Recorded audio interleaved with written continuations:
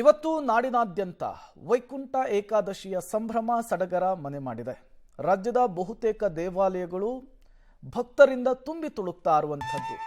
ಬೆಳಗ್ಗೆಯಿಂದಲೇ ವಿಶೇಷ ಪೂಜೆ ಪುನಸ್ಕಾರಗಳನ್ನು ಕೂಡ ದೇವಾಲಯದಲ್ಲಿ ಹಮ್ಮಿಕೊಳ್ಳಲಾಗಿದೆ.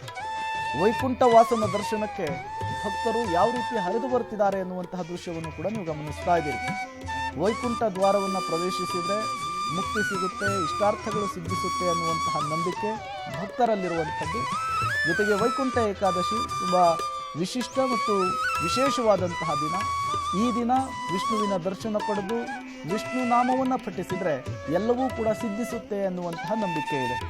ಜೊತೆಗೆ ಹೊಸ ವರ್ಷಕ್ಕೆ ಒಂದು ದಿನ ಇದೆ, ಸಾಲು ಸಾಲು ರಜೆ ಇರೋದ್ರಿಂದ ದೊಡ್ಡ ಮಟ್ಟದಲ್ಲಿ ಭಕ್ತರು ದೇವಸ್ಥಾನಗಳತ್ತ ಮುಖ ಮಾಡಿದ್ದಾರೆ.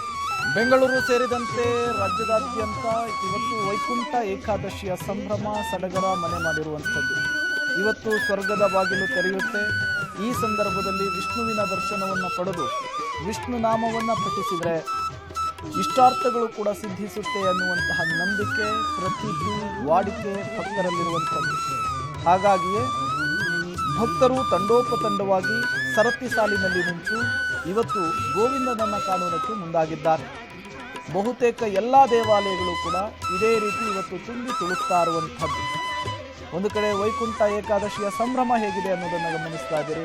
ಮತ್ತೊಂದು ಕಡೆ ಭಕ್ತ ಸಾಗರ ಹೇಗೆ ಕ್ಯೂನಲ್ಲಿ ನಿಂತು ದರ್ಶನ ಪಡೆಯೋದಕ್ಕೆ ಮುಂದಾಗ್ತಿದ್ದಾರೆ ಅನ್ನೋದನ್ನು ಕೂಡ ನೋಡ್ತಾ ಇದ್ದೀರಿ.